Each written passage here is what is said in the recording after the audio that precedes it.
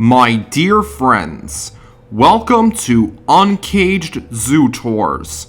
If you are new to the channel and love animals, I recommend and appreciate hitting the like and subscribe buttons and the bell icon to join me on my tours. Is everyone here? Good. Welcome back to the Central Park Zoo in New York City. The last time we were here, we braved the cold and met some penguins, sea lions, puffins, and grizzly bears in the polar circle.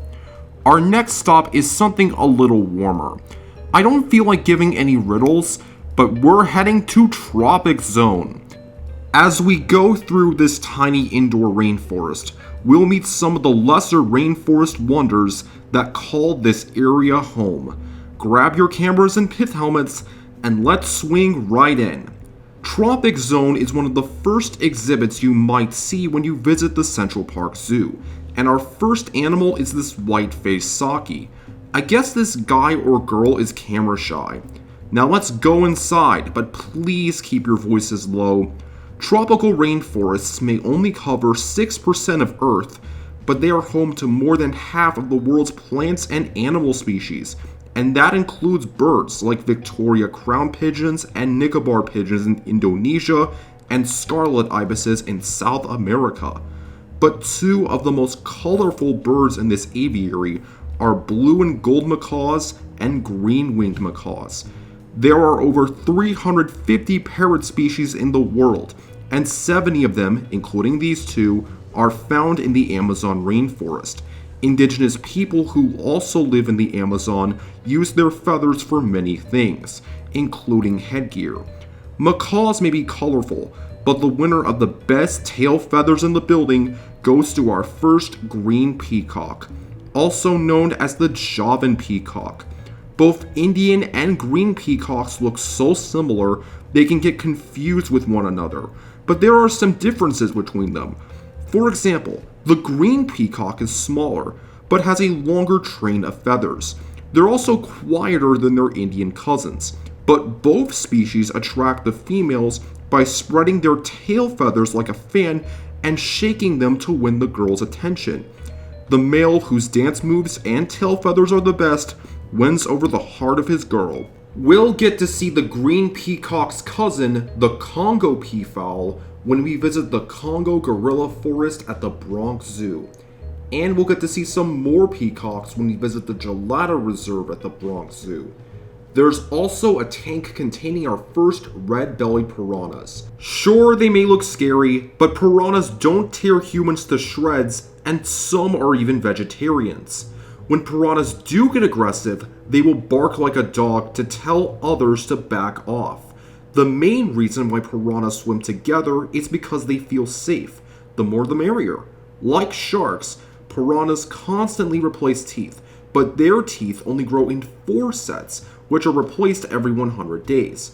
Piranhas will only attack larger animals like capybaras if they are starving, and they can tear bigger prey to shreds because of the blood in the water. There's also a red-footed tortoise, and I guess they need some privacy because they want to enjoy their lunch in peace.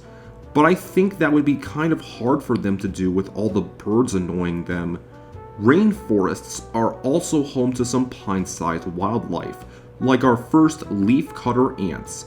Instead of stealing picnics, leafcutter ants are hard workers as they're nature's gardeners. They can travel up to 1,000 feet away from the nest to collect leaves, which is almost as long as 3 football fields. The larger or maxima ants find the leaves, media ants are the ants who cut the leaves with their jaws, and the minimum ants take the pieces back to the colony. And to make sure there aren't any hitchhikers, soldier ants guard the entrance to the nest to make sure only the colony's members enter. After going through security, the ants chew and spit out the leaves and shape them into pellets, are placed on a mat of fungus which continues to grow as it eats leaf pellets. Leafcutter ants are one of over 15,000 species of ants in the world. In this cave are a bunch of Seba's short-tailed bats, and these guys can eat more than 50 different kinds of fruit. They poop the seeds to spread them throughout the rainforest so more plants can grow. One colony can contain 10 to even 1,000 bats or more.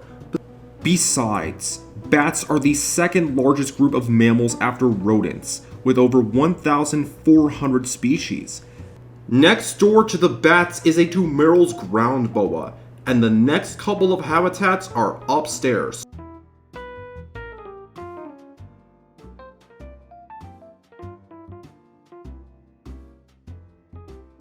On floor 2 are some cottontoptamarins. When you're small, it's not a bad thing because you can also be mighty. If these tiny primates are resting, one always stands guard, keeping an eye out for any snakes or birds of prey. It's kind of like what meerkats do when they stand guard. Male tamarins spend more time with their children than females, as they can carry their young around for most of the day. If you want to learn more about cottontoptamarins, please refer to my Expedition Peru Trek of the Andean Bear at the Nashville Zoo Tour. There's also a Bolivian titi monkey, who is also being camera shy, but the next animals aren't from the rainforest. As I said, I don't feel like giving away any riddles, but say hello to our first banded mongooses, who live in Africa's grasslands and dry forests. Unlike the tamarins, female banded mongooses give birth within the span of a few days, and everyone cares for the babies. I mean pups.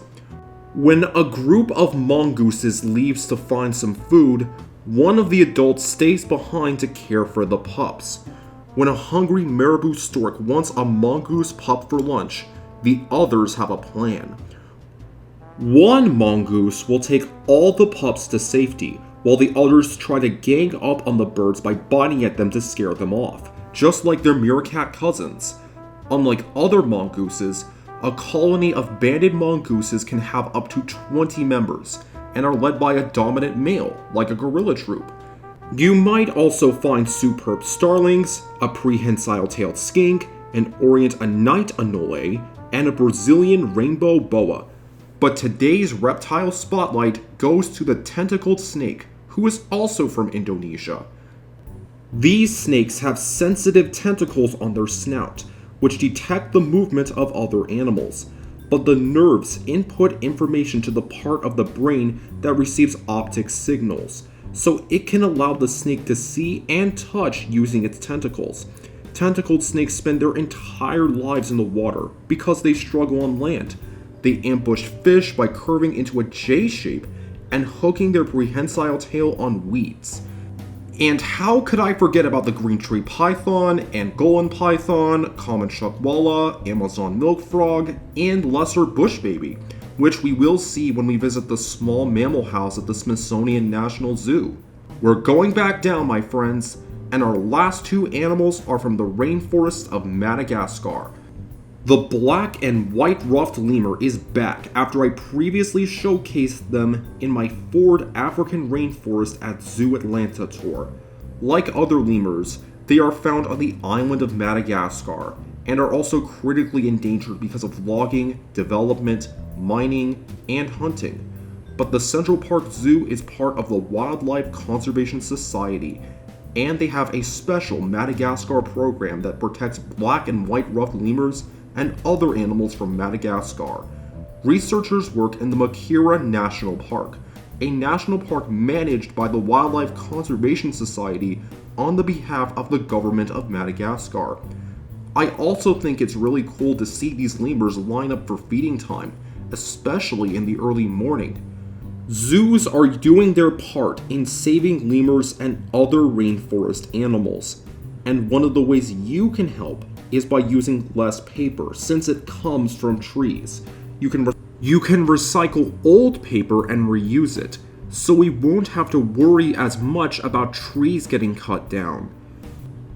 You can also look around your house and find things that were made from the rainforest like chocolate, medicine, or fruit, and buy less stuff with palm oil, because palm oil plantations are made on former rainforest land. Heading outside, our final animals are collared lemurs Quentin and Colleen. Another way we can save the rainforest is by donating to organizations that help protect rainforests. Overall, Tropic Zone is one of the smaller indoor rainforests I've seen, but it still has a lot of surprises everywhere you look.